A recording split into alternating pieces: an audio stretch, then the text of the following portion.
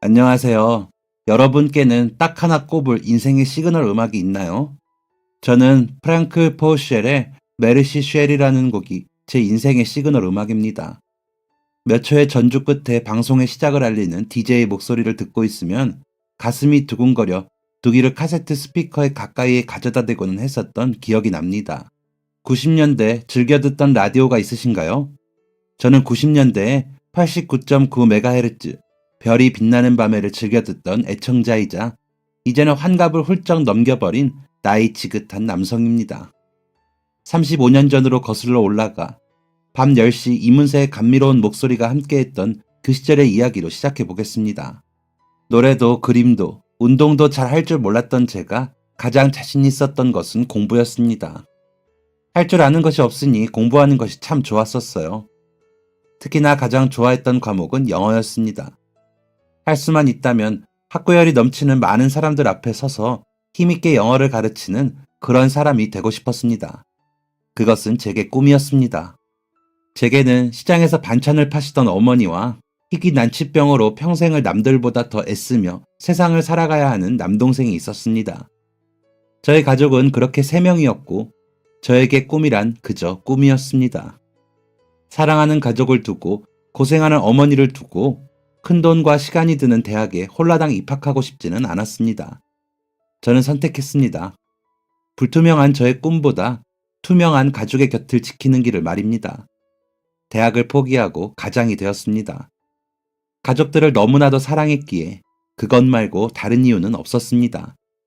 불행하다고도 생각하지 않았습니다.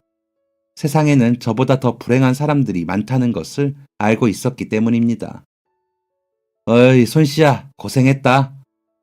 형님, 수고 많으셨습니다. 덕분에 저도 오늘 빨리 했습니다. 그때 제가 시작한 일은 폐차장 일이었습니다. 시외로 나가야 했지만 꽤 멀지 않은 거리에 폐차장이 위치했었고 별다른 과정을 거치지 않고도 시장 어르신의 소개를 받아 바로 일을 시작할 수 있었기 때문입니다. 몸이 힘든 것은 당연했고 때때로 마음이 힘든 날도 허다했습니다. 열심히 벌어서 돈이 모이려 하면 동생의 병원비로 그 돈이 그대로 통장을 빠져나가야 했기 때문입니다. 하지만 그렇다고 동생이 미웠던 적은 단 한 번도 없었습니다. 같은 뱃속에서 나왔는데 저 혼자서만 건강하게 태어난 것이 그저 미안할 뿐이었습니다. 사랑하는 저의 동생이 힘들지 말고 아프지 말고 하루빨리 고통에서 벗어날 수 있기를 바랄 뿐이었습니다. 그래도 어머니 혼자서 돈을 버실 때보다 함께하니 어느 정도 벌이가 되는 듯 했습니다. 벌어온 돈으로 동생에게 접시 한가득 고기를 구워주고 나면 그렇게 기쁠 수가 없었습니다. 먹지 않아도 배부르다라는 말이 딱 그럴 때 사용하는 말이던데요. 너도 먹어야지. 동주 다 주면 어떡해. 동주야, 이리 줘봐. 형이랑 나눠 먹자. 괜찮아요. 저 고기 별로 안 좋아하잖아요. 동주가 좋아해서 사온 건데 동주 많이 주세요. 저는 진짜 괜찮아요, 어머니. 그럼 이거라도 먹어. 자. 어머니, 저 진짜 괜찮다니까요. 힘든 일 하면서 그렇게 안 먹으면 진짜 큰일 나. 잘 먹어야지. 우리 집에서 누구보다 잘 먹어야 할 사람이 너인데. 어머니께서는 그런 저를 보며 늘 미안해 하셨고, 행여 몸이 망가지진 않을까, 속이 문드러지진 않을까 하며 걱정을 달고 사셨습니다. 그러면 동생이 어이없다는 표정을 지으며 그랬습니다. 아, 안 먹어. 둘이서 뭐 하는 거야? 나 이거 다 먹지도 못해. 형 때문에 나 진짜 돼지 저금통 마냥 뚱뚱해져서 방 안을 굴러다니겠어. 어눌하지만 또박또박 제 할 말을 하는 동생이 귀여웠던 저와 어머니는 그런 동생의 말에 동시에 이렇게 답하고는 했어요. 에이, 네가 그걸 다 못 먹는다고? 지나가는 개가 웃겠다. 결국 마지막에는 접시 위에 놓인 고기를 3등분으로 나눠 온 가족이 나눠 먹게 되었지만 함께 마주 앉은 밥상 앞에서 자주 있는 사랑 싸움이었어요. 그렇게 저희 가족은 어딘가 불편하고 어딘가 부족했지만 서로를 사랑하고 아끼는 마음만큼은 이 세상 최고였습니다. 그랬던 저희 가족 앞에 어느 날 예상치 못한 변화가 일어나게 되었습니다. 평소처럼 일을 하고 있는데 복부에 굉장한 통증이 발생해서 이상하다고 생각하며 화장실에 갔습니다. 근무 중에 제가 하고 있던 작업은 제 손으로 마무리를 하고 가야 했기 때문에 참다 들어간 화장실이었습니다. 그리고 태어나서 처음 보는 검정색 형체들은 저를 아주 당황하게 만들었습니다.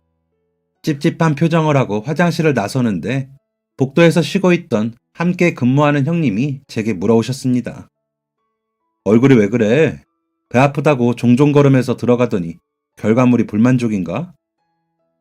그게 아니라 형님, 저 뭐 문제 있는 건 아니겠죠? 그곳에서는 저보다 2살이 많던, 10살이 많던, 20살이 많던 무조건 형님으로 통했습니다. 저의 자세한 이야기를 전해 들은 저보다 20살이 더 많은 그 형님은 조금 경직된 얼굴로 내 등을 밀쳤습니다. 너 얼른 병원 가봐라. 지금 여기서 이러고 있을 때가 아니다. 에? 병원이요? 저 무슨 병이라도 걸린 겁니까? 내가 의사도 아니고 잘 아는 것도 없지만 그냥 봐도 좋은 증상은 아니잖아. 윗선에 내가 말해놓을 테니까 지금 당장 옷 갈아입고 병원으로 가라. 가서 나한테 전화해. 알았지? 진지한 표정과 그 말에 가슴이 콩닥콩닥 뛰었습니다. 벌써부터 의사 선생님에게 무슨 말이라도 들어버린 사람처럼 겁이 나고 무서웠어요. 잠깐의 두려움 끝에는 가족들 걱정이 이어졌습니다. 그러다 진료실의 의사 선생님과 마주 앉아 불현듯 생각나는 가족들 얼굴에 잠깐 넋을 놓았나 봅니다. 눈에는 멍하니 초점이 잡히지가 않았고 귓가에는 날카로운 이명이 들려왔어요. 듣고 계세요? 네. 네, 듣고 있습니다. 죄송합니다. 잠깐 다른 생각을. 마음이 많이 심란하시겠지만 이제부터 다른 생각은 접어두고 오직 환자분 본인 생각만 하셔야 합니다. 다음날 저는 위 내시경을 통해 조직 검사를 하게 되었습니다. 말로 표현할 수 없는 찝찝하고 불편한 마음이 들었어요. 가족에게 말할 수 없는 것은 물론 결과가 나올 때까지는 회사에 나가서도 미소 한번 마음 편히 지을 수 없었습니다. 그때부터 저는 스스로 예감하고 있었는지도 모르겠습니다. 내 몸 어딘가에서 무언가 잘못되고 있다는 것을 말이에요. 약 일주일이 지났고 저는 다시 병원으로 향했습니다. 어느 정도 마음의 준비를 하고 갔지만 마음의 준비를 했던 것보다 더 믿기지 않는 말을 들어야 했습니다. 위암입니다. 위를 절제해야 합니다. 정확히 어떻게 말씀하셨는지 자세히 기억나진 않지만 제가 위암 3기이고 위를 절단해야 한다는 이야기였습니다. 엄청난 당황스러움에 머리로만 생각하려던 말이 입 밖으로 튀어나왔습니다. 제가 뭘 잘못했나요? 왜 하필 저한테 이런 일이 생겼나요? 결과를 믿을 수 없기도 했지만 억울한 마음이 가장 컸어요. 남들 앞에서는, 아니 이불 속에 혼자 있다 하더라도 절대 눈물을 흘리는 법이 없었던 저인데 암이라는 말에는 눈물 같은 것이 참아지지가 않는다는 걸 깨달았습니다.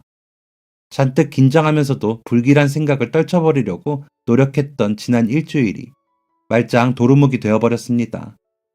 의사 선생님께서는 가족 중 위암에 걸린 사람이 있는지, 술, 담배는 하는지 등을 물어보셨습니다.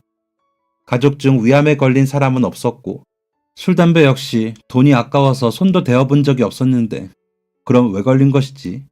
왜 하필 내가 암에 걸린 것이지? 머릿속에는 수만 가지 물음표들이 둥둥 떠다녔지만 답을 알 수가 없었습니다.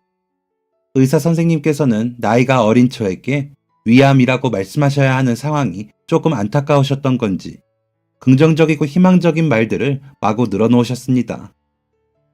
우리 몸속의 위는 음식을 저장하고 음식물을 잘게 분해하는 역할을 해요. 음식을 조금씩 꼭꼭 씹어 먹으면 사실 위가 없어도. 긍정은 나중의 일이었습니다. 세상 그 어떤 누구도 암입니다 하는 소리를 듣고 그래도 괜찮아 하고 긍정할 수 있는 사람은 없을 것입니다. 강하게 살아왔다고, 단단한 사람으로 살고 있다고 그렇게 믿고 있었는데 암이라는 말에 갓 태어난 송아지처럼 힘없이 다리가 풀렸습니다. 의사 선생님의 입에서 나오는 긍정적인 문장들을 한 손으로 묶어 휴지통에 버려버리고 싶었습니다.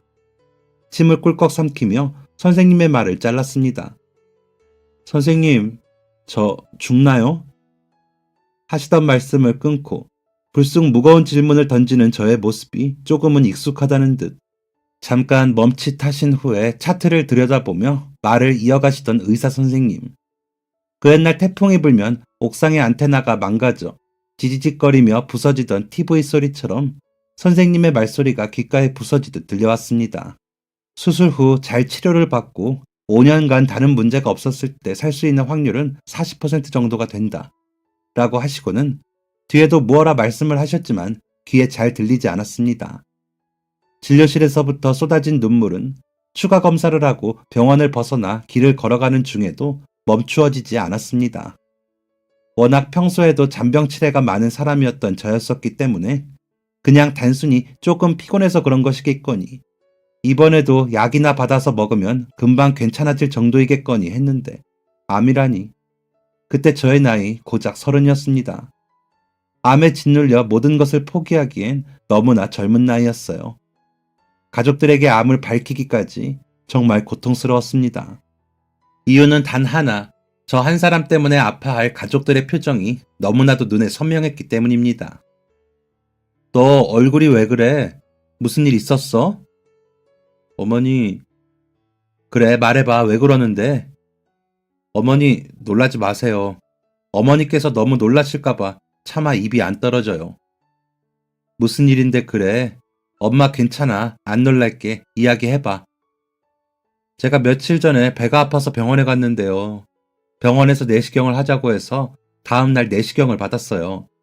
거기서 검사를 몇 가지 하고 오늘 결과를 들으러 병원에 갔는데요.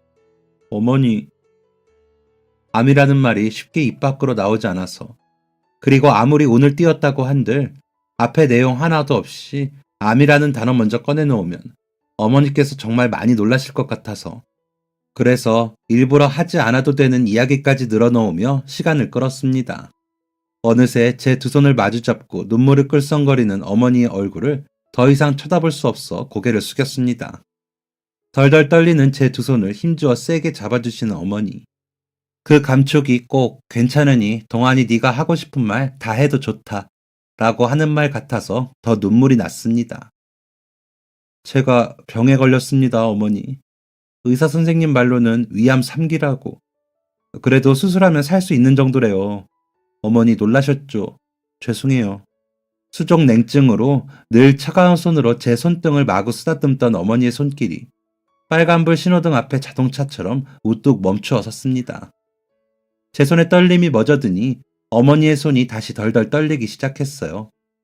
아무런 말씀도 하지 못하시고 맞잡은 손을 덜덜 떨며 믿기지 않는다는 듯한 눈빛으로 제 얼굴을 빤히 바라보셨던 어머니.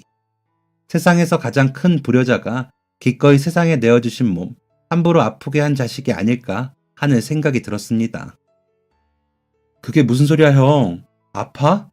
형이 왜? 형도 나처럼 아파? 왜? 우리 형은 건강한 사람인데. 왜? 엄마, 말 좀 해봐. 진짜야? 형 진짜 아픈 거야? 형, 말해봐. 어렵게 암이라는 사실을 털어놓자 어머니와 동생은 제가 생각했던 것보다 훨씬 더 강하게 부정하며 고개를 돌렸습니다. 그리고 다음날 저의 손을 붙잡고 도저히 믿을 수 없다며 병원을 함께 찾아가게 되었습니다. 오진일 거야. 다시 가보자. 다른 사람하고 헷갈려서 잘못 설명하는 경우도 종종 있대. 아마 동안이 너도 그런 상황일 거야. 네가 얼마나 힘들게 살았는데, 네가 얼마나 착하게, 얼마나 애쓰면서 살았는데 이런 일이 생길 수는 없는 거야. 말도 안 되는 일이야. 다른 사람은 다 돼도 동안이 너는 그럴 수가 없는 거야. 그런 못난 병 얻어도 내가 얻어야지. 어떻게 너같이 착한 애한테. 말도 안 돼. 다시 가보자. 분명 뭔가 잘못되었어. 저도 제가 아니기를 바랐습니다.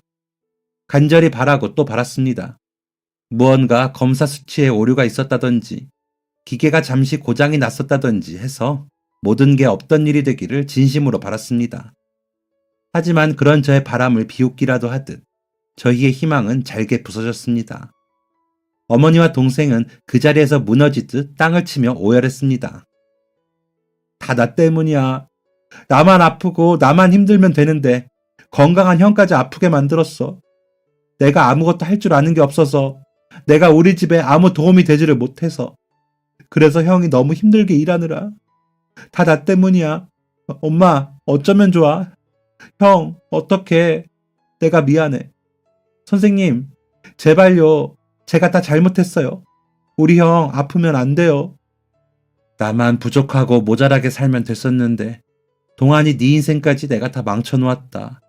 엄마가 미안해. 동안아, 엄마가 미안해. 선생님, 저희 동안이 아니라고 해주세요. 제발 부탁드립니다. 한 번만 다시 봐주세요. 그럴 리가 없어요.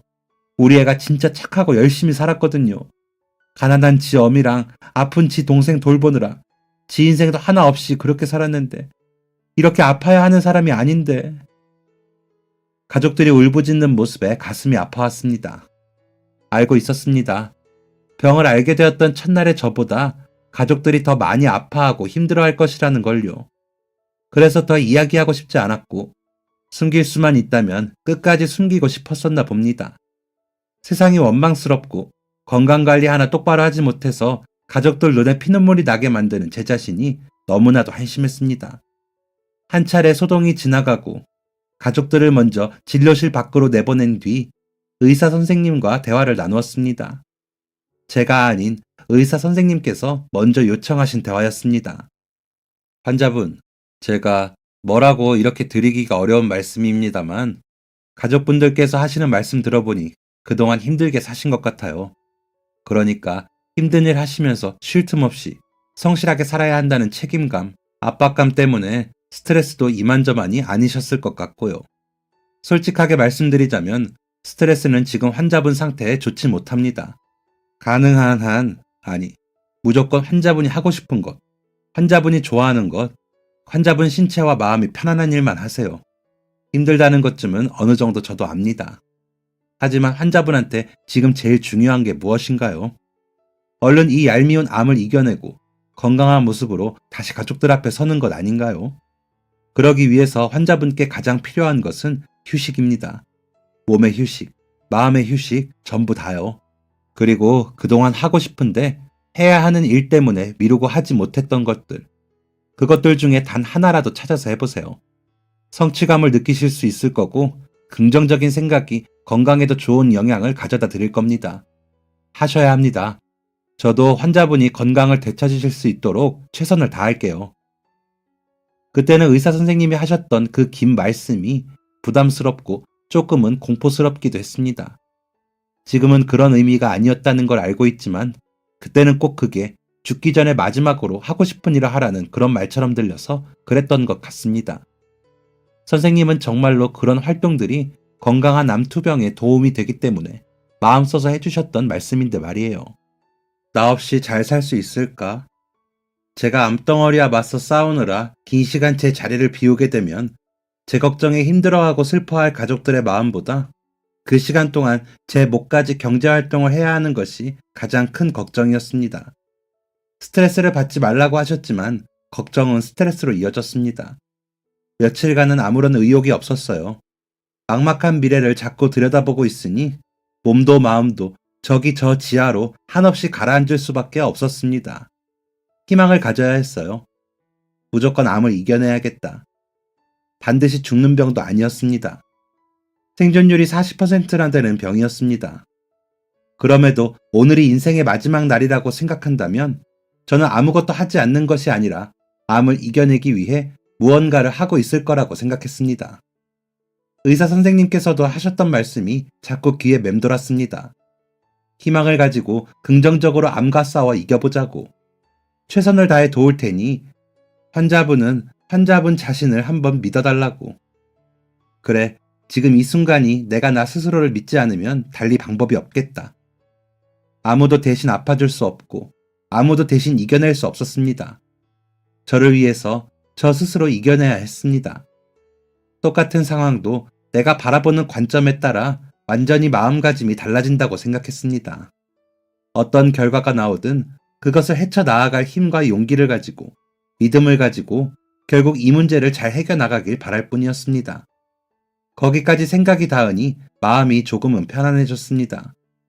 의사 선생님께서 해주셨던 말씀을 곱씹으면서 제 인생의 가장 큰 버킷리스트였던 이대로 포기하기엔 너무 아까웠던 제 꿈에 대해 생각하게 되었습니다.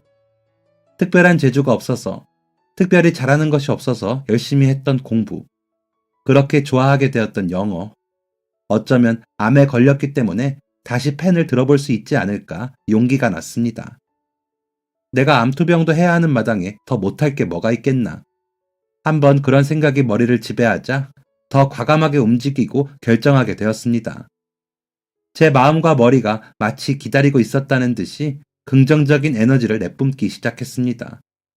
그 영향이었던 건지 길게 고민하지도 않고 가족들 앞에 밥숟가락을 마이크 삼아 돌발 선언을 하게 되었습니다. 어머니, 저 드릴 말씀 있어요. 동주야, 너한테도 할 말이 있다. 그래. 무슨 할 말이야? 이야기해, 아들. 다 들어줄게. 무슨 일인데, 형? 우선은, 어머니 죄송합니다. 제가 이렇게 아프게 돼서. 자식이 아픈 거 그보다 더한 불효는 없는 건데 다 큰 아들이 이렇게 또 짐이 되어 죄송합니다. 어머니, 그동안 키워주시는 것만으로도 버겁고 많이 힘드셨을 텐데 이제야 다 혼자 힘으로 할 수 있다고 생각했는데 아프다는 이유로 어머니 어깨에 또다시 짐을 얹어드리는 것 같아서 정말 죄송합니다. 가슴 아프게 해서, 속만 상하게 해서 다 죄송합니다. 무슨 소리냐? 그런 소리 하지 마라. 너 진심으로 그렇게 생각하는 건 아니지. 네가 아픈 게 왜 네 잘못이야. 불효라니 가당치도 않은 소리다. 짐이라니 정말 엄마 억장 무너지는 소리다. 동안아, 네가 있어서 엄마가 얼마나 힘이 되고 행복했는데 무엇이 짐이고 무엇이 버거웠다는 소리냐. 나는 한 번도 그런 적이 없다. 맹세코. 그런 소리 하지 마라. 어찌 그런 소리를 해. 어머니, 저 꼭 이겨낼 거예요. 저는 분명히 다시 건강해질 거예요. 무너지거나 포기하지 않을 거예요. 그리고 암을 이겨낼 방법으로 공부를 하겠습니다. 제가 공부하는 거 참 좋아했었잖아요. 이렇게 아프고 나니까 이기적인 마음이 들어요. 그때 꼭 가고 싶었던 서울대학교. 지금이라도 공부해서 꼭 다시 가고 싶다는 생각이 들어요. 그래서요, 어머니, 저 다시 해보려고요. 그때 미처 다 못했던 공부, 여건이 허락되지 않아서 못했던 공부, 다시 한번 해보고 싶어요. 만약 제가 잘못된다면 후회하지 않도록요. 잘할 수 있을 것 같아요. 그리고 동주야, 너도 아픈데 형까지 아파서 미안해. 너도 똑같이 공부 못하고 사는데 형 혼자만 암을 핑계로 공부하겠다고 이기심 부려서 미안해. 하지만 동주야, 형이 꼭 해낼게. 형이 서울대 졸업해서 졸업장 너한테 안겨줄게. 네 품에. 이기적인 결정이었고 위선적인 선언이라고 생각했습니다. 가족들은 당장의 생계가 걱정이 되어도 암 치료를 해야 하는 제 앞에서 아무도 안 된다고 대답할 수 없었을 거예요. 저도 속으로는 제가 일을 관두고 공부를 시작하면 가족들이 버는 돈으로 생활이 유지될까 하는 걱정이 태산이었습니다. 일부러 그에 관한 이야기는 조금도 하지 않고 이기적인 아들이자 이기적인 형이 되어 통보하듯 이야기했습니다. 가족들이 혹여나 어두운 표정을 하더라도 상처받지 말자고 마음을 단단히 먹고 했던 선언이었습니다. 하지만 가족들의 반응은 의외였습니다. 내 아들 동환아, 정말 잘 생각했어. 아무것도 포기하지 말고 하고 싶은 것 하면서 이겨내자. 의사 선생님이 나더러 그러더라. 너 좋아하는 거 실컷 하게 해주라고. 그게 정말 많이 도움이 된다고. 그래서 엄마가 가만히 생각을 해봤는데 평생 네가 나한테 좋아한다고 말한 거라고는 공부밖에 없더구나. 그걸 생각하니 내 마음이 찢어졌다. 세상에 네가 좋아할 만한 예쁘고 좋은 것들이 얼마나 많은데 못난 부모 만나서 어렵고 힘든 집에서 자라느라 좋아하는 거라고는 학교에서 배운 공부밖에 없는 내 아들이 너무 안쓰러워서 내가 너무 무책임한 부모 같아서 그런 부모를 만나게 한 게 너무 미안해서 동환아, 엄마는 네가 좋다던 그 공부를 그렇게 가슴 아프게만 생각했는데 그래도 네가 그렇게 공부가 좋다면 그게 정말 진심이라면 나는 그런 너를 위해서 못할 것이 없어. 네 동생 동주하고 이 엄마만 믿어라. 우리가 잘할게. 너도 꼭 잘 이겨내줘. 이렇게 좋은 결정 내려줘서 엄만 너한테 정말 너무 고마워. 포기하지 않고 좌절하지 않고 일어날 궁리를 해줘서. 우리 아들 너무 기특하고 너무 고맙다. 형, 나한테 미안해하지 마. 잘 생각해봐. 형이 나한테 미안한 게 많겠어. 내가 형한테 미안한 게 많겠어. 형이 예전에 그랬었잖아. 아픈 건 죄가 아니라고. 미안해하지 말라고.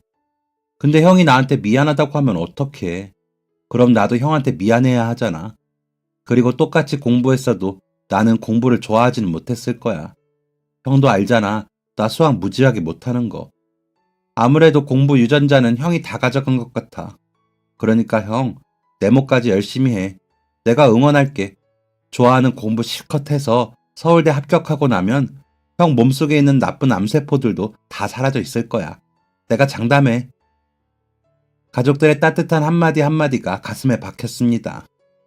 짐짓 아무렇지 않은 척 덤덤하게 고맙다는 대답을 하고 뒤를 돌아 방으로 들어가는 동안 저릿한 가슴의 통증이 멈출 줄을 몰랐습니다. 제가 수술 날짜를 기다리는 동안 어머니께서는 아직 어려운 살림이었음에도 불구하고 저를 위해 최선을 다하셨습니다. 몸 아픈 동생까지 어머니와 함께 시장에 나가 제법 일머리를 굴린다는 이야기도 들었습니다. 저는 그렇게 수술을 마쳤습니다. 밥도 제대로 먹지 못하고 미움과 죽만 먹으면서 공부를 하는 것은 그리 쉬운 일은 아니었습니다. 항암 치료를 해야 한다는 의사 선생님의 말씀을 듣고 잠깐 동안 다시 절망이 찾아왔지만 금방 평정심을 되찾을 수 있었습니다. 까짓 거 암덩어리, 네가 이기나 내가 이기나 한번 해보자 하고 생각하게 되었습니다. 수술 후 한 달 동안은 솔직히 공부에 제대로 집중이 되질 않았습니다. 어머니도 동생도 제 곁에 있었지만 어쩌면 그들은 제게 기댈 수 없는 존재였던 것 같습니다. 네, 저는 기댈 곳이 없었습니다. 가족에게 기대는 것은 정말 꿈도 꾸지 못할 일이었어요. 형편도 어려운데 가장이었던 제가 암에 걸려 들어누운 것도 모자라 공부를 하겠다고 시간을 다 쓰고 있으니 가족들에게 미안해서 힘들다는 말 한 번을 못했습니다. 그렇게 암덩어리들과 싸우며 예민한 내 자신과 싸우고 아프고 외로웠던 제가 유일하게 기댄 곳은 라디오 속 낯선 사람의 목소리였습니다. 그저 라디오를 좋아했던 평범한 청년이었죠. 아마 그때 당시에 라디오를 좋아하지 않는 사람은 없었을 것이라고 감히 자신합니다.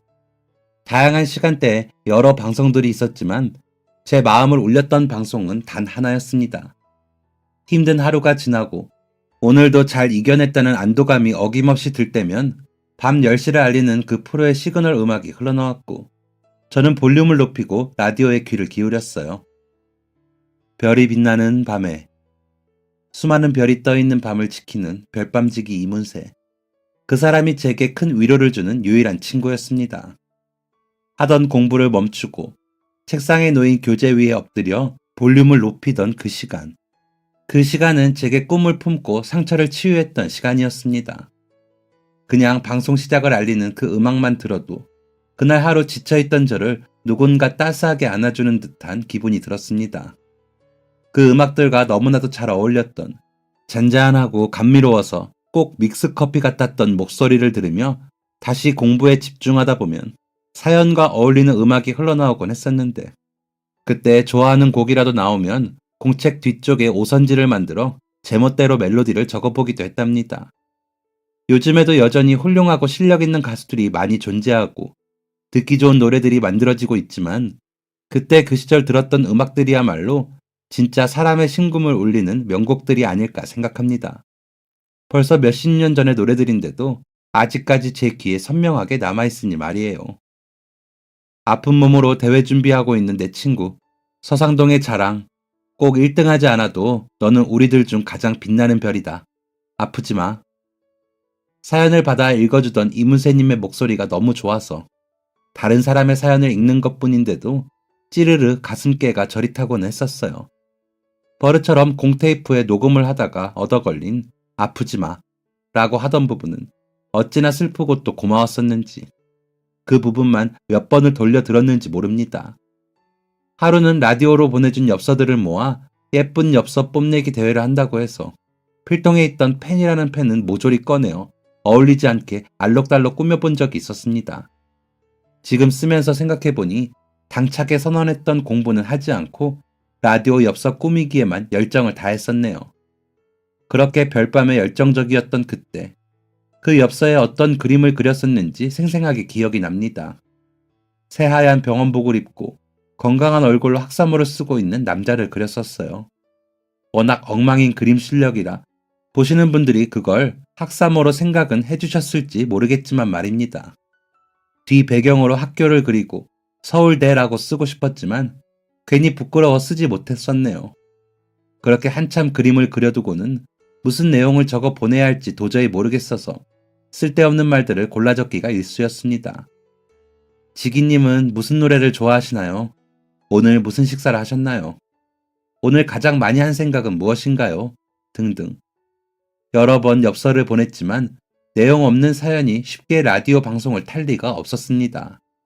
라디오를 타고 나오는 갖가지 사연들 속에는 정말 다양한 사람들이 담겨 있었습니다.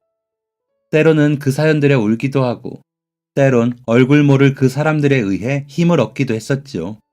그러던 어느 날, 병원에서 항암 치료를 받고 한참 구토와 오심으로 고생을 하다가 힘을 몽땅 소진하고 자리에 누워있는데 옆자리 삼촌이 라디오를 틀었습니다. 아참, 별밤하는 시간이네요. 그날 하루 너무 힘들어서 라디오를 챙겨들을 생각조차 못하고 쓰러져 있던 것입니다. 오, 너도 별밤 들어? 그럼 같이 기도 좀 해라. 오늘 제발 내 엽서가 당첨됐기를. 방송이 시작되고 몇 곡이 소개되었을까요? 잔잔한 목소리에 고통도 있고 스르륵 잠에 빠지려던 그때였습니다. 방송 내내 손톱을 물어뜯고 다리를 덜덜 떨며 라디오에 귀를 기울이던 옆 침대 삼촌이 숨이 멎는 소리를 내며 라디오를 머리 위로 들고 기뻐하기 시작했습니다. 그 삼촌이 보낸 사연이 이문세님의 입을 통해 방송에 나온 것이었어요. 방송이 끝난 후에도 삼촌은 들뜬 마음을 가라앉히지 못하고 제 옆에서 쉼없이 제잘거렸습니다. 10번을 넘게 보냈는데 드디어 됐어. 꼭 별밤지기 목소리로 고백하고 싶었는데 들었을까? 들었겠지? 지환씨 말이야. 근데 그게 삼촌의 사연이라는 걸 그분이 어떻게 아시죠? 이름이 나온 것도 아닌데. 알지. 우리만의 시그널이 있다고. 별밤 시작할 때 시그널 음악 나오는 것처럼. 너는 엽서 보내본 적 있어? 이번에 안 보냈어? 저는 이번엔 안 보냈어요. 저는 뭐 좋아하는 사람도 없고 딱히 쓸 말이 없더라고요. 근데 괜히 한번 엽서는 보내보고 싶은 마음이 들고 그래서 매번 쓸데없는 이야기만 적었더니 안 읽어주더라고요. 그래? 그래도 계속 보내봐. 꼭 좋아하는 사람 이야기 적으란 법 있냐? 네 이야기, 너만 할 수 있는 너의 진솔한 이야기, 뭐 그런 거 보내봐. 혹시 알아? 응원하는 말이라도 해주실지. 병원에 들어와 그날 처음 만난 삼촌이었는데 그분의 말에 왠지 모를 용기가 생겼습니다. 믿져야 본전이라는 생각으로 가방에서 빈 엽서 하나를 꺼냈어요. 아, 엽서를 그만큼이나 가방에 넣어 다녀? 너도 참 특이하다, 특이해. 삼촌의 놀란 목소리를 뒤로하고 늘 그리던 학사모를 쓴 남자 그림을 그리면서 그동안 아무에게도 하지 못했던 이야기를 써내려갔습니다. 솔직히 말해서 언제나 그랬듯 제 사연이 방송을 탈 리는 없을 거라고 생각했던 것 같습니다. 엽서에 저의 이야기를 꽉 채우고 나니 뭔가 속이 후련해지는 기분이 들었어요. 누군가에게 속 시원하게 제 응어리들을 털어놓는다는 게 이런 기분일까. 무척 기분 좋고 홀가분한 순간이었습니다. 그러고 나서 며칠이나 지났는지는 잘 모르겠습니다. 퇴원을 하고 집으로 돌아가 대입 공부를 하는 일상의 반복이었어요. 고된 시장 일을 마치고 돌아온 어머니와 동생을 위해 간단하게 된장찌개를 끓여두고 다시 책상에 앉았던 평범했던 그날. 밤 10시가 되었고 라디오에서는 기다리던 시그널 음악이 흘러나왔습니다. 그리고 얼마 지나지 않아 첫 사연이 소개되었습니다. 저는 공책을 펼쳐두고 첫 곡으로 어떤 음악이 나올지 미리 추측해보며 낙서를 끄적거렸습니다. 그리고 익숙한 문장의 등장에 쥐고 있던 연필의 심이 툭 하고 부러지고 말았습니다. 당신은 저의 유일한 친구이자 가장 비밀스러운 일기장. 위암으로 나 자신과 싸우고 있어요. 매일이 무섭고 두렵지만 가족들 앞에서 좌절하지 않기 위해서, 내 자신에게 지지 않기 위해서 꿈을 향해 한 발자국 걸어가고 있습니다. 그 한 발을 앞으로 내딛는 것이 너무나도 어렵지만 별밤지기 문세님의 목소리를 들으며 밤 10시마다 힘을 얻고 있어요. 매일 별밤을 듣다 보면 제 암도 다 낫게 되고 서울대에도 합격할 수 있을 것 같거든요. 제 나이... 첫 사연으로 제가 보낸 엽서가 채택될 줄은 몰랐습니다. 심장이 목구멍 밖으로 튀어나올 것만 같이 쿵쾅거렸어요. 그런데 허겁지겁 공테이프를 넣고 녹음 버튼을 누른 채 입을 틀어막고 사연을 듣던 도중 갑자기 콘센트에 스파크가 튀면서 카세트가 멈추었습니다. 다급했습니다. 불꽃이 튄 카세트가 걱정되기보다 제 이야기를 읽어주는 이문세님의 목소리를 끝까지 듣지 못하게 될까봐 정말 초조하고 다급했습니다. 손바닥에 힘을 가득 주고 카세트를 몇 번 두드리고 방구석의 다른 콘센트에 조심스레 코드를 꽂았습니다. 제발, 제발. 습니다. 지금 내디는 한 걸음이 꿈에 닿는 가장 큰 걸음이 될 거예요. 꼭 건강 되찾으시고 서울대에도 합격하실 겁니다. 힘내세요. 단전에서부터 깊은 한숨이 올라왔습니다. 코끝이 시리다 못해 뜨거워지며 눈물이 터졌어요. 얼굴 한 번 본 적 없는 라디오 DJ에게 힘을 얻는다니. 지금 생각해도 참 아이러니한 일입니다. 그 당시 이문세님은 저랑 나이도 비슷했을 텐데요. 그날은 공부를 일찍 접어버리고 녹음된 테이프를 반복해서 돌려듣는 것에만 시간을 몽땅 다 써버렸어요. 지금 내딛는 한 걸음이 꿈에 닿는 가장 큰 걸음이 될 것이라는 말이 기가 막혔습니다. 정말로 힘이 났습니다. 그 후로도 저의 밤 10시는 별밤과 늘 함께였습니다. 그 어떤 힘든 순간에도 그 목소리와 그 음악들이면 다 잊어버릴 수 있었고, 아직 내가 살아있구나. 나는 여전히 음악으로 치유받는 사람이구나. 살아있음을, 그리고 치유 가능한 사람임을 깨닫게 해주는 시간들이었습니다. 그렇게 길고 길었던, 너무 힘들고 아파서 도중에 포기하고 싶은 날들이 더 많았던 6개월간의 항암 치료가 끝이 났습니다. 면역력 관리를 위해 좋다는 음식과 가벼운 운동을 병행하며 학력고사 공부를 계속했습니다. 단 한 가지, 그토록 무서웠던 수술과 끔찍했던 항암 치료가 끝이 났다는 사실 하나만으로 저의 삶은 희망으로 가득 차게 되었습니다. 시장 문을 닫는 시간, 일을 하고 돌아온 어머니와 동생의 고된 얼굴을 그저 바라보기만 해야 하는 불편했던 제 마음도 조금씩 편안해져 갔습니다. 그리고 다시 희망찬 6개월이 흘렀습니다. 오롯이 공부에만 집중했던 제 나름의 치열하고 뜨거웠던 시간이었습니다.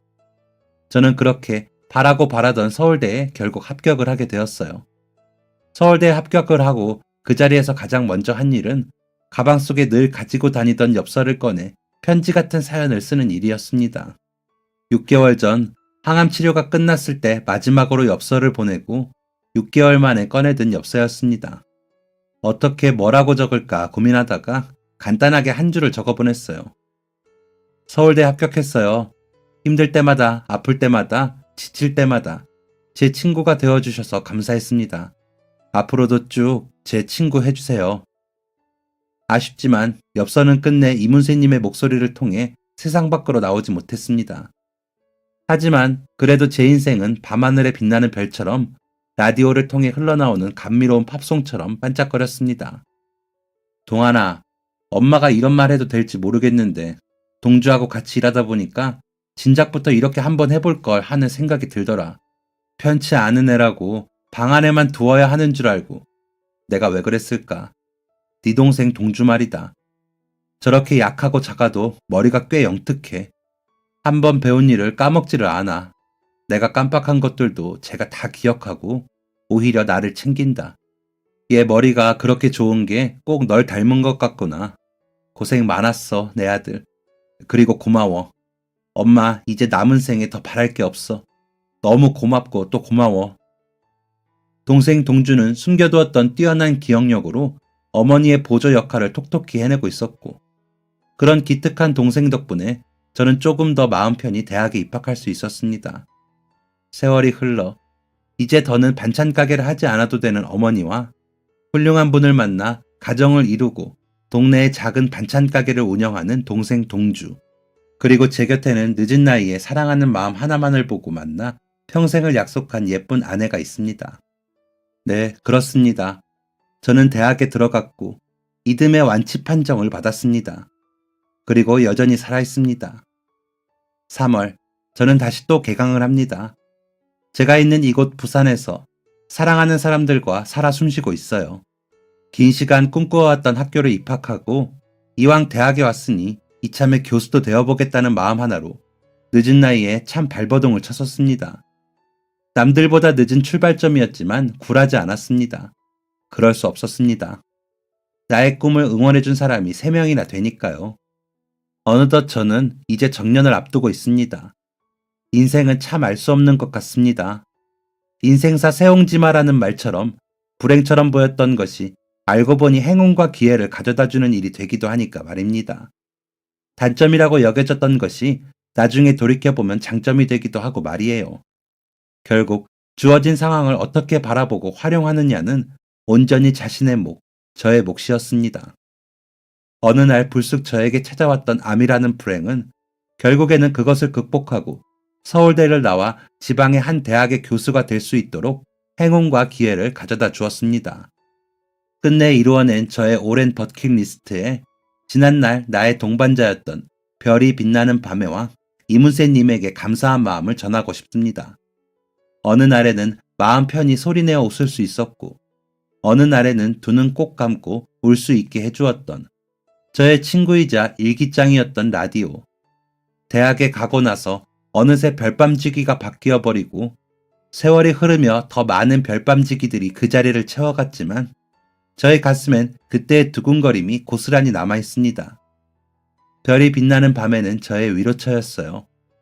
그 잠깐의 시간에 여유를 부려보고 그 잠깐의 시간이 지나면 밤을 새워 공부를 했던 요즘도 저는 차를 타고 이동할 때에 음악만 나오는 어플 대신 라디오 주파수를 맞추고는 합니다. 흘러나오는 음악이 다 다르고 사연을 읽어주는 DJ도 다르고 시간마다 정해진 주제도 다 다르지만 이런저런 목소리들을 들으며 가다 보면 잊고 있던 추억들이 툭 하고 튀어나온답니다.